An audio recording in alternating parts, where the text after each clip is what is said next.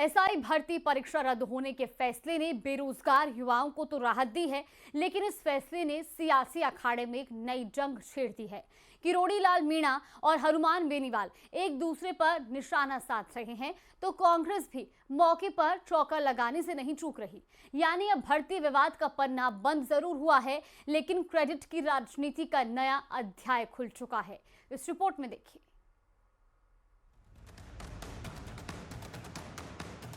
आखिरकार लंबे इंतजार के बाद हाईकोर्ट ने एसआई भर्ती को रद्द कर दिया।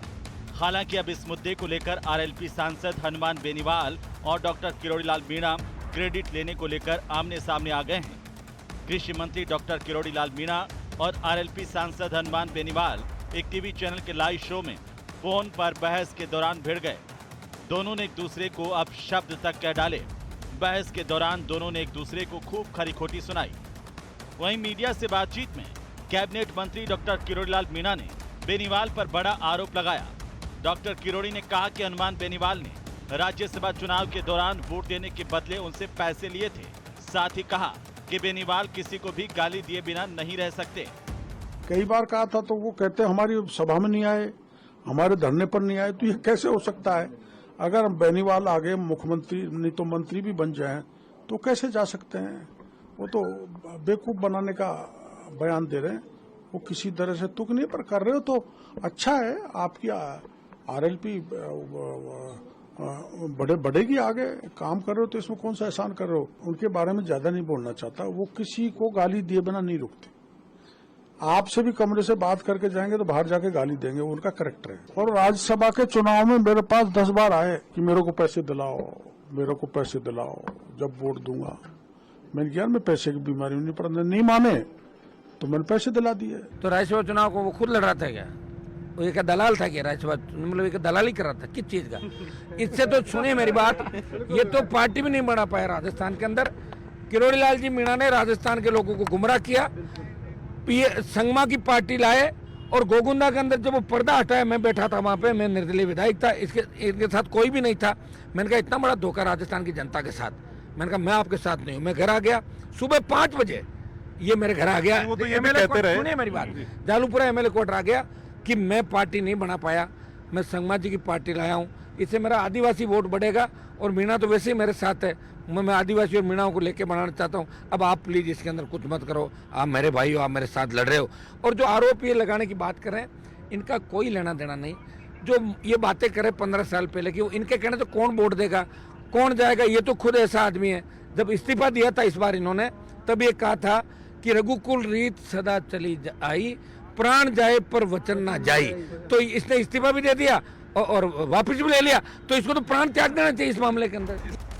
तो वहीं हनुमान बेनीवाल और डॉक्टर किरोड़ी के इस मामले में कांग्रेस की एंट्री हो चुकी है। दौसा सांसद मुरारी लाल मीणा ने दोनों नेताओं को संयम बरतने की नसीहत दी है। सांसद मुरारी लाल मीणा ने कहा कि हनुमान बेनीवाल और डॉक्टर किरोड़ी लाल मीणा दोनों ही प्रदेश के बड़े नेता हैं और उन्हें सार्वजनिक मंच पर सभ्य भाषा का इस्तेमाल करना चाहिए। उन्होंने कहा कि जब कांग्रेस की सरकार थी तब सब इंस्पेक्टर भर्ती परीक्षा का मुद्दा सबसे पहले डॉक्टर किरोड़ी लाल मीणा ने ही उठाया था। इसके बाद हनुमान बेनीवाल ने भी आंदोलन किया। अभी तो कोर्ट का फैसला है तो सबको मान्य होता है, जो करे जो सर्वमान्य है। लेकिन सबसे बड़ी बात आज जो सोशल मीडिया पे चल रही है, सबसे बड़ी बात है कि 2 बड़े नेता जिसमें किरोड़ी लाल जी और बेनीवाल जी हैं, एक दूसरे को आरोप प्रत्यारोप कर रहे हैं। इससे क्या राजनीति का एक ह्रास होता है। मैं समझता हूँ प्रत्येक व्यक्ति को एक सहमति भाषा का प्रयोग करना चाहिए, इससे समाज में गलत मैसेज जाता है। जैसे मेरी जानकारी में है, ये एसआई भर्ती का रीट भर्ती के मामले को सबसे पहले जो पूरे प्रदेश के अंदर हाईलाइट किया था किरोड़ी लाल जी ने किया था। और किरोड़ी लाल जी ने लंबा सफर तय किया है, बेनीवाल जी ने भी संघर्ष किया है, लेकिन उनको मैं समझता हूँ कि बैलेंस से सब बात करनी चाहिए। बहरहाल एसआई भर्ती रद्द होने के बाद न्याय तो मिल गया, लेकिन सियासत में श्रेय लेने की होड़ ने माहौल को और गर्मा दिया है। अब देखने वाली बात यह होगी कि कोर्ट के फैसले से निकले इस मुद्दे को नेता कब तक अपनी राजनीति का हथियार बनाते हैं। Bureau report, news 18 Rajasthan. तो वहीं धौलपुर में पूर्व मुख्यमंत्री वसुंधरा राजे ने राम कथा के दौरान कहा कि वनवास भगवान राम के जीवन का ही एक हिस्सा नहीं है, हर इंसान का वो एक हिस्सा है। मैं वनवास की बात कर रही हूं और हर इंसान के जीवन में कहीं ना कहीं वनवास आ ही जाता है, पर आता तो आता है तो जाता भी है। साथ ही उन्होंने ये भी कहा कि वनवास की कोई स्थायी नहीं है और आएगा तो वनवास जाएगा भी, इसीलिए किसी को भी गठान बांधकर बैठने की कतई जरूरत नहीं है, क्योंकि कभी ऊपर है तो कभी नीचे। वसुंधरा राजे का ये बयान अब सियासी गलियारों में चर्चा का मुद्दा बन गया है। कि जिन्होंने सेवा के माध्यम से यशस्वी शब्द को और ऊंचा किया, ऐसी माननीय वसुंधरा राजे सिंधिया जी हमारे बीच में पधारी हैं। एक बार पूरा धौलपुर जोरदार तालियों से वंदन करें, अभिनंदन करें। मैं निवेदन करना चाहूंगा,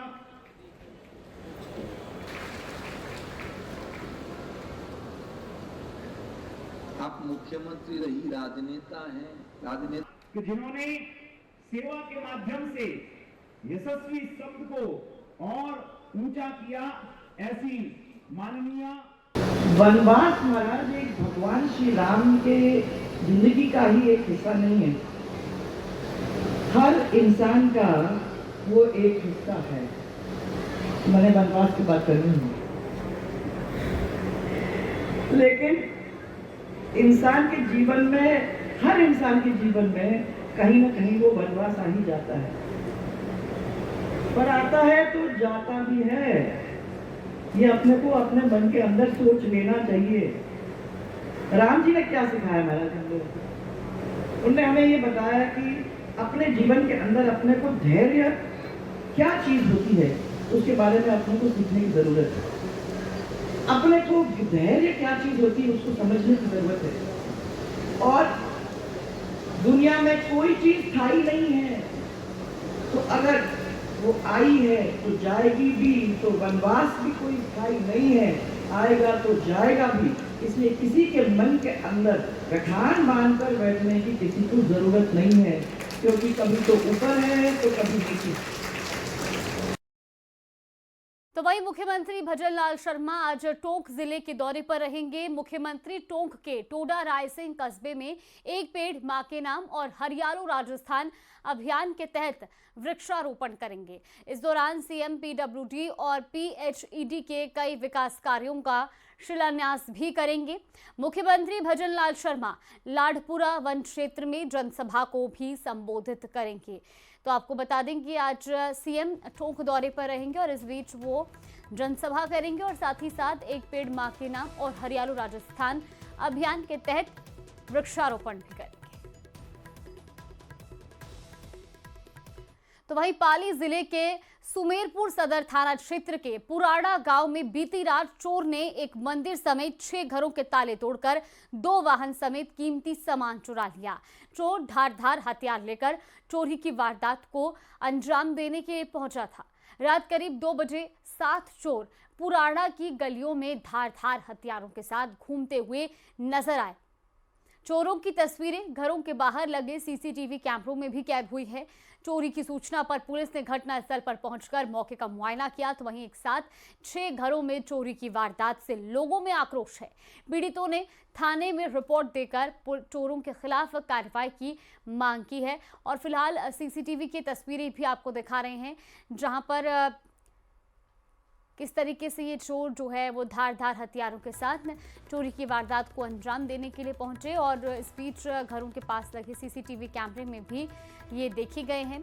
हालांकि आपको बता दें कि इसमें जो अधिकतर थे वो नकाब पोश नजर आ रहे हैं। कोटा एसीबी की टीम ने गोपनीय सूचना के आधार पर आकस्मिक ट्रैकिंग कर कृषि विपणन बोर्ड के सहायक अभियंता और कनिष्ठ अभियंता को 1,41,000 की संदिग्ध नकदी के साथ डिटेन किया है। टीम ने कोटा एसीबी के डीएसपी अनीश अहमद के नेतृत्व में ये कार्रवाई की। टीम ने सवसपुर चौराहे पर वाहन को रोककर तलाशी ली और इस दौरान अंकित शर्मा के बैग में रखे नोटों के बंडल मिले। बरामद की गई संदिग्ध राशि और सामग्री के संबंध में दोनों अधिकारी कोई संतोषजनक जवाब नहीं दे पाए। फिलहाल टीम ने उक्त राशि जब्त कर ली है और दोनों अधिकारियों से पूछताछ भी की जा रही है।